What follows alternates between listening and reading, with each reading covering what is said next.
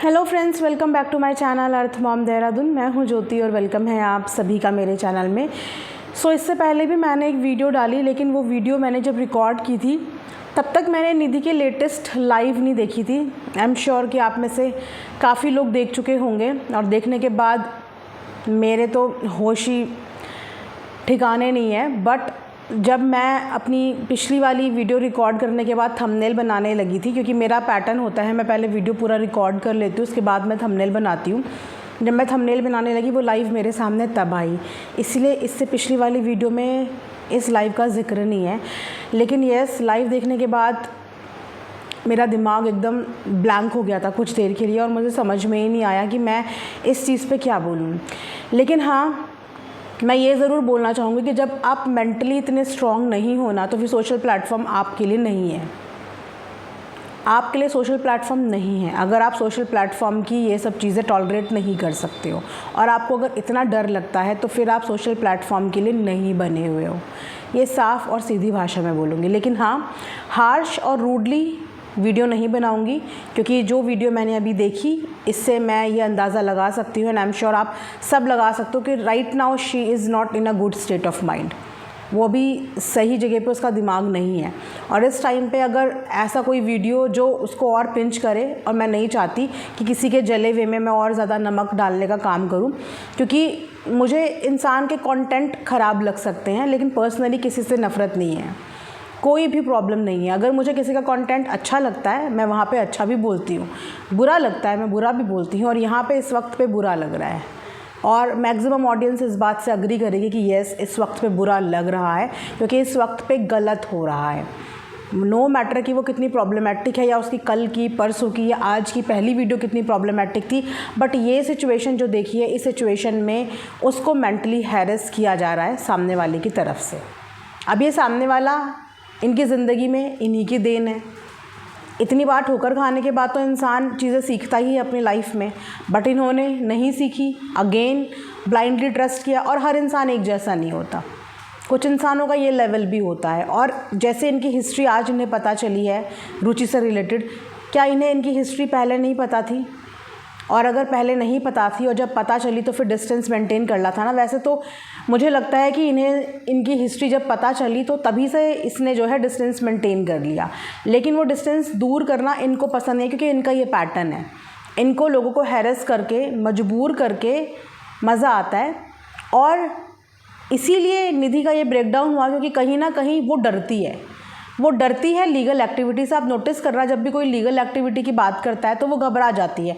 और कोई भी नॉर्मल फैमिली का जो इंसान होगा वो लीगल का नाम सुन के घबराता है, क्योंकि सबको पता है कि लीगल प्रोसीजर में जितना वक्त लगता है उतने ही ज़्यादा आपके पैसे भी लगते हैं। हर इंसान फिनेंशियली इतना स्ट्रांग नहीं होता, या हर इंसान के पास एक अच्छा खासा लॉयर नहीं होता, क्योंकि कोई भी नॉर्मल से नॉर्मल लॉयर भी आज की डेट में फ़ीस मांगता है। एक एडिशनल खर्चा आपकी ज़िंदगी में ऐड हो जाता है और केस फिर चलते रहते हैं। तो शायद इसीलिए भी वो लीगल वगैरह के मैटर से घबराती है, या ये नाम सुन के ही वो डर जाती, क्योंकि जब तक गिफ्ट्स लौटाने वाली बात थी वो हर चीज़ से अग्री थी। लेकिन गिफ्ट के नाम पे आप जो सामने वाले को लूटने की कोशिश कर रहे हो वो कहीं से कहीं तक जस्टिफाई नहीं है।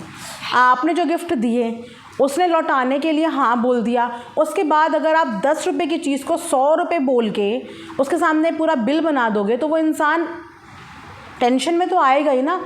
तो आप मतलब कोई भी रेंज बोलोगे, कोई भी अमाउंट बोलोगे और ये एक्सपेक्ट करोगे सामने वाला वही सेम रेंज, वही सेम अमाउंट आपको दे दे, तो ये पॉसिबल तो नहीं है ना।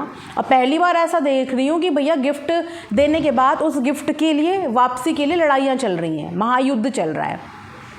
उसका चैनल, वो किसी को प्रमोशन दे ना दे, उसका मन वो किसी के साथ बिजनेस करे या ना करे, लेकिन आप डिफेम नहीं कर सकते किसी को। सोशल मीडिया पे आप ऐसी बातें नहीं ला सकते किसी के लिए। और एट प्रेजेंट निधि जो कर रही है वो भी ये गलत कर रही है, क्योंकि कुछ भी होने से पहले, कोई भी क्रिएटर होने से पहले वो एक माँ है और उसको ये चीज़ का एहसास होना चाहिए। 4 साल का बच्चा है जो कि उसकी जिम्मेदारी है। मैं ये समझ सकती हूँ कि आउट ऑफ एंगर समटाइम्स इंसान अपना कंट्रोल लूज़ कर लेता है, आउट ऑफ फ्रस्ट्रेशन, या बहुत सारी चीज़ें होती हैं आउट ऑफ प्रेशर आप ये चीज़ें कर लेते हो। लेकिन एक माँ को हमेशा बैक ऑफ द माइंड ये चीज़ अपने दिमाग में रखनी चाहिए कि आपके साथ एक छोटा बच्चा है और वो जिम्मेदारी आपकी है। आप अपने आप को नुकसान पहुंचाने का मतलब है कि आप अपने बच्चे को नुकसान पहुंचा रहे हो। इस एक्टिविटी से आप कोई जंग नहीं जीत सकते ज़िंदगी की। इनफैक्ट ये हरकतें करके आप अपने आप को कमज़ोर साबित करते हो कि सामने वाला ही आपको परेशान कर रहा है और आप भी अपने आप को ही परेशान कर रहे हो।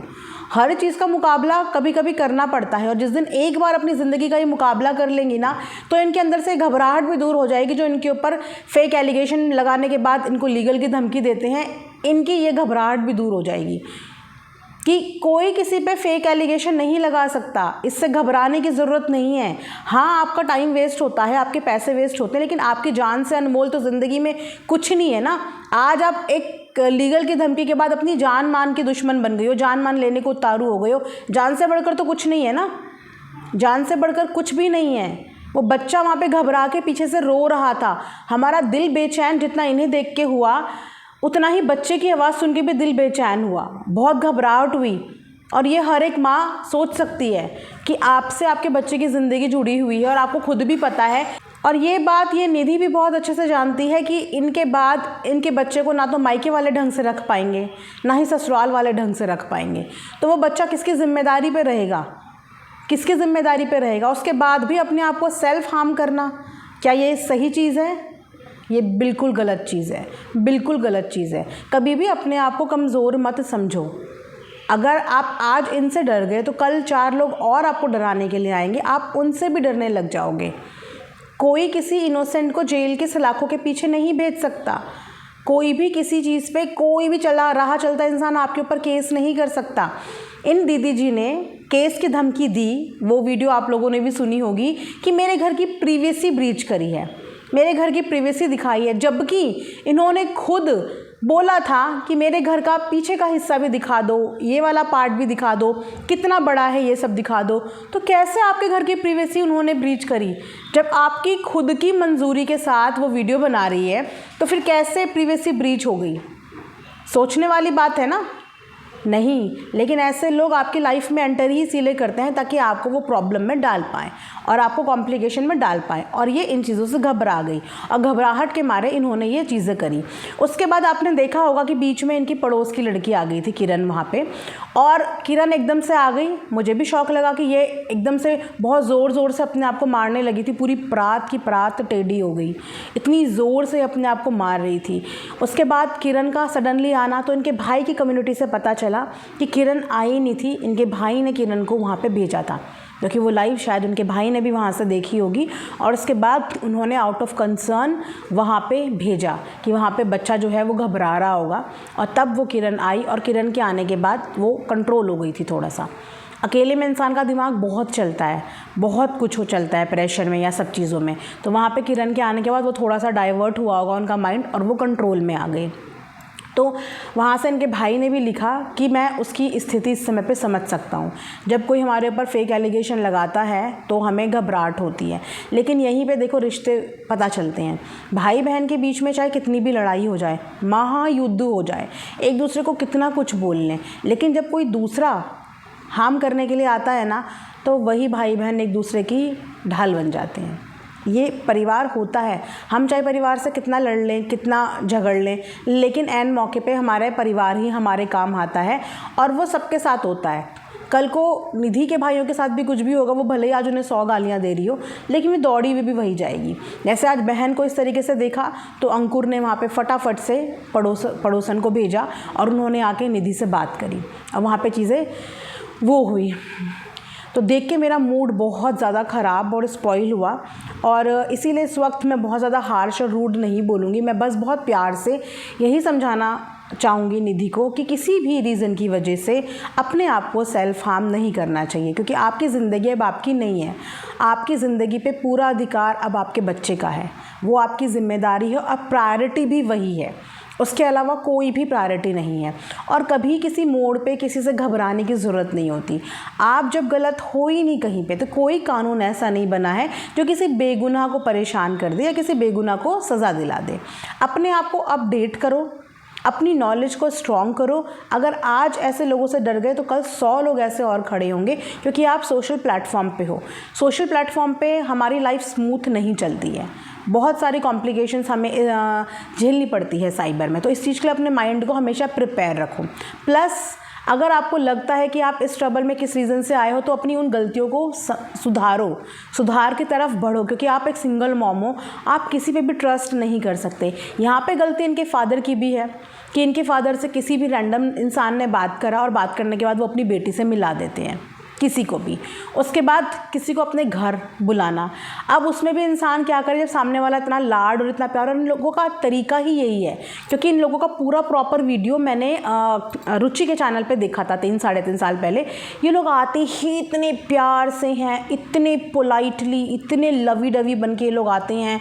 उसके बाद रुचि के बेटे के कलर तक का इनकी माँ ने मजाक बनाया था कि काला सा बच्चा, इतना गंदा सा बच्चा, ऐसा बोला था उस समय रुचि के बेटे को इनकी मम्मी ने कि इतना वो। और जब आए थे ना तब वही बच्चा इन्हें इतना प्यारा लग रहा था, गिफ्ट लेके आए थे, और उसके बाद उसको इस तरीके से परेशान किया। तो वही सब चीज़ें इन्होंने निधि के साथ करी, पर उस समय रुचि के साथ तो फिर भी उसके हस्बैंड थे, तब भी जाके उसे परेशान कर दिया था। और यहाँ पे निधि के साथ तो ना इस वक्त उनकी मम्मी है, भाई की कंडीशन अंकुर ने आज अपडेट करी कि भाई की कंडीशन में कोई भी इम्प्रूवमेंट नहीं है, वो दिल्ली रेफ़र हो चुके हैं लेकिन इम्प्रूवमेंट कोई नहीं है, और वो वहीं पे इस वक्त पे बिज़ी हैं। और सोचिए कि उस वक्त पे ये सब चीज़ें हो रही हैं। तो यहाँ पे इस सिचुएशन में निधि की कोई भी गलती नहीं है, वो हर चीज़ से अग्रीड थी कि मेरे को गिफ्ट वापस करने मांगे हैं तो मैं गिफ्ट वापस कर दूंगी। प्रमोशन नहीं करना तो उसकी अपनी चॉइस है, उसे नहीं करना। बिज़नेस नहीं करना उसकी अपनी चॉइस है, बिज़नेस नहीं करना। सोचिए कि अगर बिज़नेस के लिए वो गलती से हाँ कर देती तो आज वो बहुत बड़ी मुसीबत में फंस जाती, बहुत बड़ी मुसीबत में। क्योंकि जो लोग इतनी छोटी छोटी चीज़ों पे इतना बवाल कर सकते हैं वो लोग फिर आगे और क्या क्या नहीं कर सकते। मतलब किस बात की लीगल धमकी दे रहे हो, किस बात की लीगल धमकी दे रहे हो। यूट्यूब पे पिछले 15 दिन से ये दीदी जी वीडियोज़ डाल रही हैं, उस चीज़ से इनका मन नहीं भरा। 15 दिन से वीडियो पे वीडियो छप रही हैं, तब भी इनको संतुष्टि नहीं हुई इनके हृदय में कि अब इन्होंने सोचा कि इसने मेरी ये शर्त भी मान ली, इसने मेरी वो शर्त भी मान ली, अब क्या करके मानना है, अब क्या करके मानना है। मतलब पूरे दुनिया में कानून सिर्फ इन लोगों के लिए खाली बैठा है कि ये लोग आके किसी पे भी फेक एलिगेशन लगाएं और कानून फिर इनको इंसाफ दिलाता रहे। वाह जी वाह, क्या लॉजिक है। तो मैं यहाँ पे निधि से भी यही बोलूँगी कि किसी भी लीगल चीज़ से डरने की कोई भी ज़रूरत नहीं है। ऐसा कोई लॉ नहीं बना है जो किसी बेगुनाह को सलाखों के पीछे डाल दे। आपने यहाँ पे कोई भी इलीगल चीज़ नहीं करी है, कोई भी ऐसा चीज़ आपने नहीं किया है कि जिसके ऊपर ये लेडी आपको लीगली हरा पाए, है ना।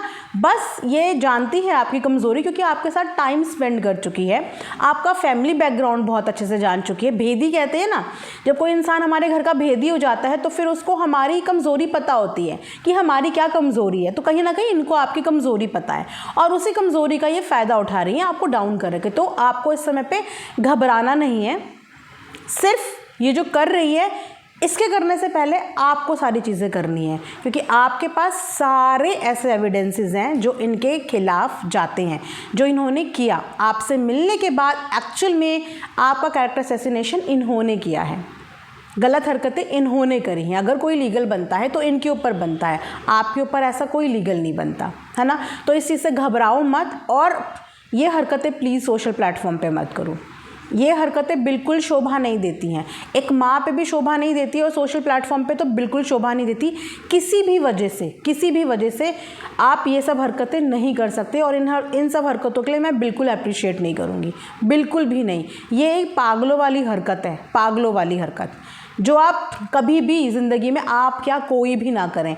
अपने लिए लड़ना सीखो, लेकिन अपने आप को सेल्फ हार्म करना मत सीखो, बिल्कुल भी अपने आप को सेल्फ हार्म करना मत सीखो। इन सब चीज़ों से कुछ नहीं होगा। तुमने तो अपनी ज़िंदगी जैसे तैसे निकाल दी, आगे की भी निकाल लोगे, लेकिन वो छोटा मासूम बच्चा इन सब चीज़ों से बहुत घबरा जाएगा। वैसे ही इनकी फैमिली का माहौल इतना टॉक्सिक है, उस पर अपनी मम्मी की ये चीज़ें देख के उसके दिमाग में, दिल में क्या असर पड़ेगा, उस चीज़ का थोड़ा सा ध्यान रखो। मैं बहुत ज़्यादा इस समय पे नहीं बोलूँगी, प्यार से ही समझा रही हूँ, क्योंकि प्यार की भाषा इंसान जल्दी समझ जाता है। इसीलिए मैं इस वक्त पे इनके इमोशन भी समझ समझते हुए सिर्फ यही बोलूँगी कि कभी भी अपने आप को नुकसान पहुंचाने का नहीं सोचना चाहिए। ज़िंदगी की लड़ाई आसान नहीं होती है, ज़िंदगी जीना आसान नहीं होता है। कदम कदम पे हमें बहुत सारे चैलेंजेस मिलते हैं, लेकिन उन चैलेंजेस को एक्सेप्ट करके लाइफ में आगे बढ़ो और ये सब हरकतें प्लीज़ मत करो। तो आप लोग भी प्लीज़ कमेंट सेक्शन में फ़िलहाल के लिए मैं यही बोलूँगी कि जब भी किसी रोते हुए इंसान को देखो तो उसके आंसू पोंछने चाहिए, ये इंसानियत हमें कहती है। तो इस वक्त उसके जो आंसू हैं मुझे जेन्युइन लगे, परेशान लग रही थी मुझे बाकियों का नहीं पता, पर मैंने जो 2 वीडियोज़ देखी ये आंसू मुझे जेन्युइन लगे, मेरे दिल को चुभे। तो बस मैं इसलिए बोलूँगी कि थोड़ा सा इस वक्त आप लोगों की मोटिवेशन की ज़रूरत है, थोड़ा सा इस वक्त मोटिवेट करो, क्योंकि ये इंसान का ना बहुत लो फेज़ होता है और इस लो फेज़ में हम अगर ज़्यादा बोलेंगे तो वो उसे समझ में नहीं आएगा इस वक्त, क्योंकि इस वक्त वो ऑलरेडी लो है और दिमाग काम नहीं करता।